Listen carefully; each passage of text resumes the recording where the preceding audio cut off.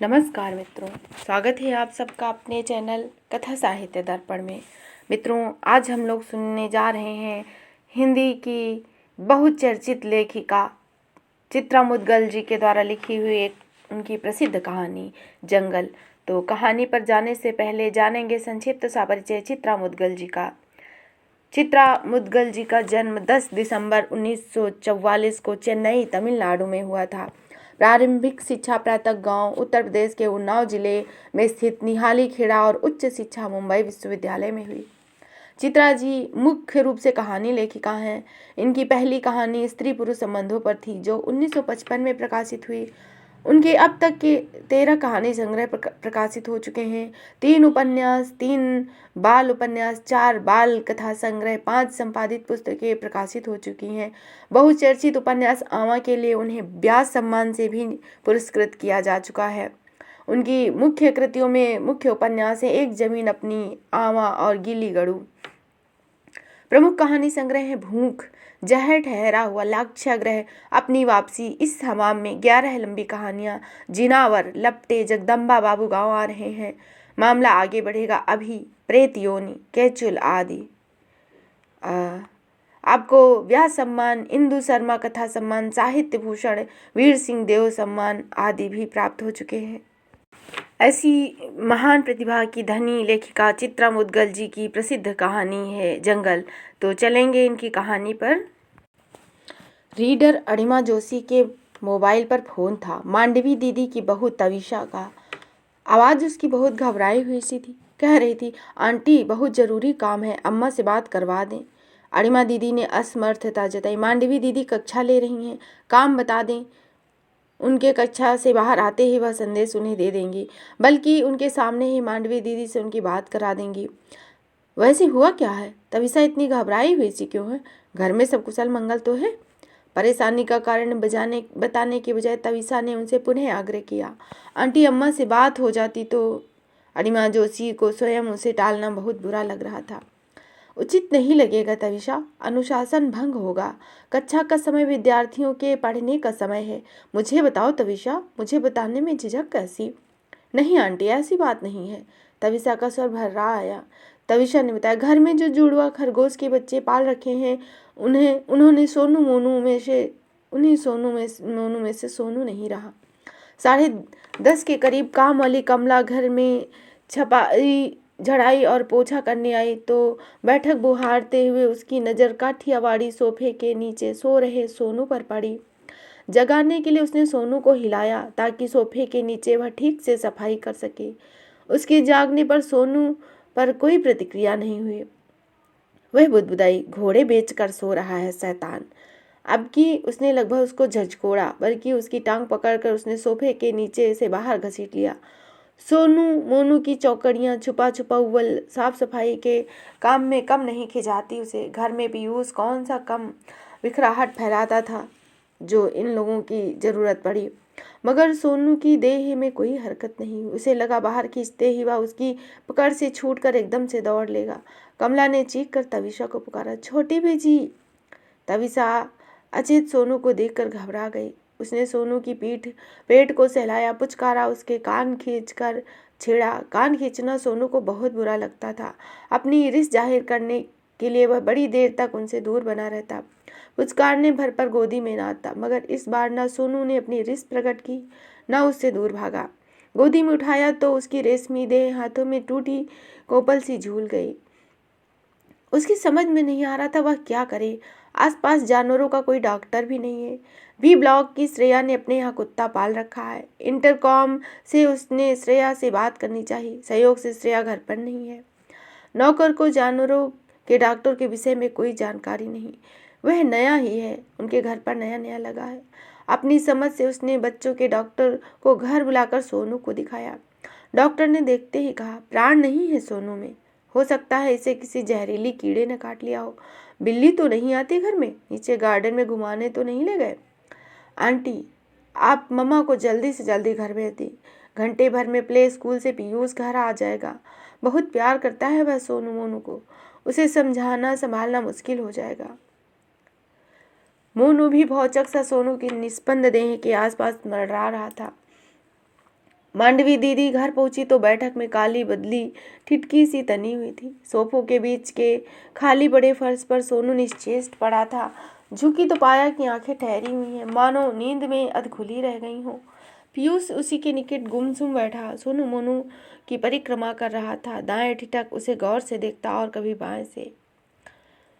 उसने पूछने की मुद्रा में ऐसे मुंह फैलाया कि जैसे लग रहा हो कह रहा हो, भैया सोनू उठकर हमारे साथ क्यों नहीं खेलता। पीयूष की स्तब्धता तोड़ना उसे जरूरी लग रहा था। नन्ही सी जिंदगी में वह मौत से पहली बार मिल रहा था। मौत उसकी समझ में नहीं आ रही थी। ऐसा कभी हुआ नहीं कि उन्होंने घंटी बजाई हो और तीनों ने लपक कर दरवाजा न खोला हो। खोल तो पीयूष ही पाता था, मगर मुंह दरवाजे की ओर उठाए वो दोनों भी पीयूष के नन्हे हाथों में अपने पंजे लगा देते थे। पीयूष का सिर उन्होंने अपनी छाती से लगा लिया। पीयूष रोने लगा, दादी दादी ये सोनू को क्या हो गया।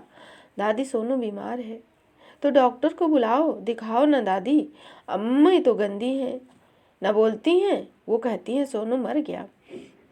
वह अपनी घुमड़ी आंखों के भीतर ही भीतर गुटकते हुए रुंधे स्वर को साधती हुई उसे समझाने लगी, रोते नहीं पीयूष, सोनू को दुख होगा। सोनू तुम्हें हमेशा खुश देखना चाहता था, इसीलिए तो तुम्हारे साथ खूब धमा चौकड़ी मचाता था। उसके पीछे तुम भी जाकर अपने हमजोलियों के साथ खेलना भूल गए थे। मोनू उनकी गोदी से मुंह सटाए उसके चेहरे को देख रहा था। बिटर बिटर दृष्टि आंसुओं से भरी हुई। जानवर भी रोते हैं, पहली बार उन्होंने किसी जानवर को रोते हुए देखा है। बचपन में गांव की काली चितकबरी गाय याद है, गाय की आंख की कीच याद है। अम्मा बताती थी बछड़ा जब नहीं रहा चितकबरी का अजीब तरीके से रंभा रंभा कर रोती थी। कलेजा मुंह को आ रहा था। मोनू को हथेली में हल्के हाथों से दबा उन्होंने उसे सीने से लगा लिया। हिचकियां भरकर रो रहा था मोनू। नहीं, ये उसकी अपनी है, शायद पीयूष भी उसमें शामिल है। मोनू के आंसू उन तक उमड़ने की खबर नहीं पहुंचना चाहते। आदमी की जात यहीं पर अलग है। काली बदली उनके चेहरे पर उतर आई। अणिमा जोशी के मोबाइल से उन्होंने बेटे शैलेश को दफ्तर में खबर देना उचित समझा, पर ना जाने परेशान तविषा ने शैलेश को फोन किया हो ना किया हो। शैलेश ने कहा, ऐसा करे अम्मा, घर पहुंच ही रही हैं आप, नीचे सोसाइटी में चौकीदार से कह दे 2:30 से 3 से पहले जमादारों का काम नहीं निपटता। एक को ऊपर भेज दें और सोनू को उठवाकर समाचार अपार्टमेंट में से लगे नाले में फिकवा दे। कुत्ते बिल्ली सफा चट कर जाएंगे। गर्मी में ज़्यादा देर घर में रहने से बदबू आने लगेगी। पीयूष वैसे भी जल्दी बीमार पड़ जाता है, सावधानी बरतना जरूरी है अम्मा। और बेहतर है कि यह काम पीयूष के प्ले स्कूल से लौटने से पहले ही हो जाए। उसकी कोमल मस्तिष्क पर बुरा असर पड़ेगा। बहुत सवाल करता है पीयूष, जवाब देते नहीं बनेगा।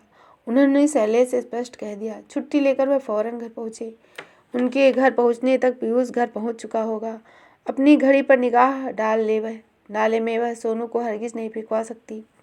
पीयूष सोनू को बहुत प्यार करता है। स्थिति से भागने की बजाय उसका सामना अधिक बेहतर है। सोनू को घर में ना पाकर उसके अबोध मन में सवालों को टकराहट मिलेगी। उसे संभालना कठिन होगा।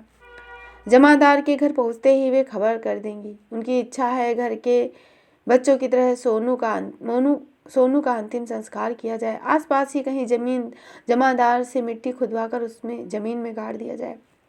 बेटे शैलेश को उनकी बात सुसंगत लगी हो या ना हो, पर उसे मालूम है कि अम्मा से बहस एक सीमा तक ही खिंच सकती है, तो और नहीं जब वे किसी बात को लेकर निर्णय ले चुकी होती।